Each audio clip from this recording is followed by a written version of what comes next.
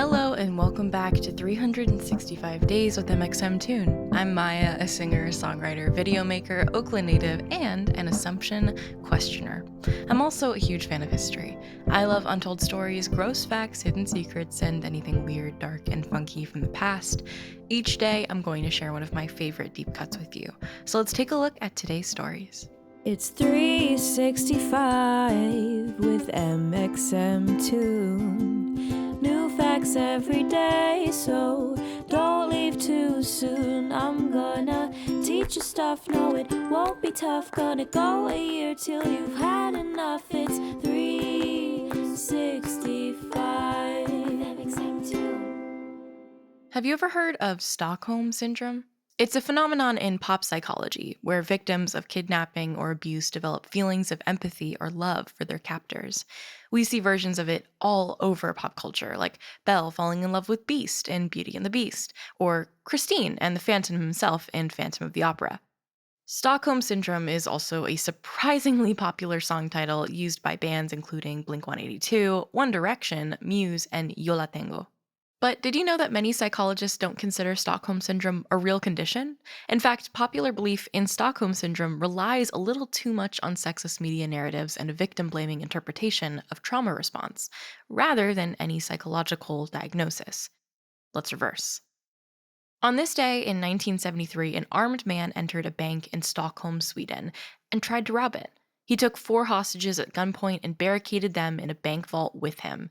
The man, Jan Erik Olsen, demanded $700,000 in currency, a getaway car, and the release of his friend, Clark Olofsson, who was still in prison. Oddly enough, the authorities gave him what he wanted, brought him the money, the car, and the friend, but they wouldn't let him leave his hostages in tow. Thus began what would become a 6-day hostage crisis inside the bank. It was the first crime in Sweden ever to be broadcast on live television and grip the globe. But what truly marked this event in cultural history was the unexpected way the hostages behaved towards their 2 captors. The police noticed that by the second day, the hostages were on a first-name basis with Olsen and Olofsson. Yes, their names sound super similar. They also noticed that everyone trapped in the vault seemed fairly relaxed together, but when an officer was allowed in the vault to check everyone's health, the hostages became very tense and fearful. Later, the hostages would describe how Olsen and Olofsson made them feel safe. The 2 men wrapped one woman in a wool jacket when she was shivering, soothed others from nightmares, and even told one woman to not give up trying to reach her family by phone. This doesn't excuse any of Olsen's actions, but it does help to understand the hostages' point of view. The friend who had been brought in, Clark Olofsson, particularly seemed to develop the most trust with the hostages. Finally, on August 28th, nearly 6 full days later, police pumped tear gas into the vault and the perpetrators surrendered. But don't worry, it stays weird. The hostages stayed in the vault until they were assured their captors wouldn't be shot. Then, once everyone had finally left the vault, 2 hostages begged the police, "Don't hurt them, they didn't harm us." Jan Erik Olsen was sentenced to 10 years in prison, but later lived a pretty normal life with his wife and child. He has apologized publicly for his actions. Clark Olofsson was acquitted by an appeals court for responsibility in the hostage event, but was sent to serve out the rest of a previous prison sentence. Oddly enough, Olofsson is the one who continued a life of crime, escaping prison, robbing banks, smuggling drugs, and ending up back in prison. In 2018, he finally seemed to be done and lives in Sweden as a free man. In the aftermath of the hostage event in 1973, as experts tried to understand what had happened, the consulting psychologist for the police coined the term Stockholm Syndrome to describe the empathetic bond the hostages seemed to have towards their captors. The final twist to our story comes in April 2020, when a viral Twitter thread reanimated public interest in the term and told us we were all wrong about it. The Twitter thread outlined arguments from a 2020 book by investigative journalist Jess Hill called See What You Made Me Do: Power, Control, and Domestic Abuse. The book calls Stockholm Syndrome a myth invented to discredit women victims of violence by a psychiatrist with an obvious conflict of interest, whose first instinct was to silence the women questioning his authority. The book describes what really may have happened in that bank vault in Stockholm. What was the real problem according to the hostages themselves? Overly aggressive police tactics. The hostages said that they were more in fear of their lives from the police than they were from their captors. According to the hostage group, the police treated them roughly, openly stated that they would shoot the hostages if they had to, and regularly escalated the situation. Instead of questioning the police response, experts simply came up with the term to blame the hostages. But the hostages' cooperation with their captors was a survival strategy, not a form of insanity. In fact, victim behavior is usually an adaptive trauma response, where the victim is finding the best way to survive and cope in an otherwise inescapable situation. What many of us think of as Stockholm Syndrome could be a form of trauma bonding, which is far more correct in terminology. Trauma bonding is an attachment developed between a person and someone who is abusive towards them. Trauma bonding is a subconscious survival mechanism that doesn't serve us anymore and is hard but not impossible to break. There are many resources online for how to break out of abusive relationships or help someone you love to make a plan to leave an abuser. You can start at thehotline.org for resources. In the end, while Stockholm Syndrome makes for a tantalizing story, it's important to understand its origin.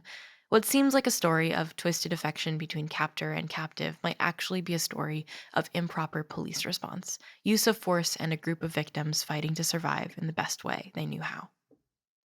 Now, let's talk about music. This one is for the Swifties. On August 23rd, 2019, Taylor Swift released her seventh studio album, Lover, to the absolute frenzy of her fans and much global fanfare. Lover was her first album after splitting with her label Big Machine Records, with whom she had massive disagreements and, sorry for the pun, bad blood. Get it? Because, that's one of her song titles. Anyways, you totally knew that. With Lover, she emerged as the confident, savvy master of her own fate, ready to move on from her label and celebrate a new place of stability in her life. The vibe on Lover is, for the most part, light, frothy, synth, and retro pop. The album also saw Taylor working with other artists like her longtime collaborator Jack Antonoff, producer Frank Dukes, Brendan Urie from Panic at the Disco, and The Chicks. 3 of the album's singles hit the Billboard Top 10, breaking the all-time record for a female artist with simultaneous entries. The album sold 3.2 million copies in 2019 and established Taylor as the top-selling musician of the year. It was her 6th #1 album on the Billboard 200. As she sings on the single, Me, with a wink to the fans and the haters alike, I promise that you'll never find another like me. And now for today's final segment, I'll be going back into my own photo archives to see what I was up to on a August 23rd in my life. On August 23rd of 2016, I started my first day of junior year in high school. Oh gosh. I'll tell you one thing. I kind of miss school in terms of I really liked the aspect of school of being able to learn in tandem with people. I do not, however, miss going to school. I went to school in an entirely different city from where I lived, and so I had to commute about an hour every single day. And I remember, I think in my freshman year, I had to wake up at 5:45 every single day in order to get to school on time. And it was so exhausting because I probably go to bed around 3 a.m. every single night now. If I was surviving off of 2 hours of sleep every single day, I think I might pass away. I'm glad that I don't have to do that anymore though. And now I can sleep in sometimes and I work from home. So there's nowhere for me to commute anyways. Thanks for going back in time with me, and remember to subscribe wherever you listen to podcasts. Come back tomorrow for more stories from the past. It's 365 with mxmtoon. New facts every day, so don't leave too soon. I'm gonna teach you stuff, no it won't be tough. Gonna go a year till you've had enough. It's 3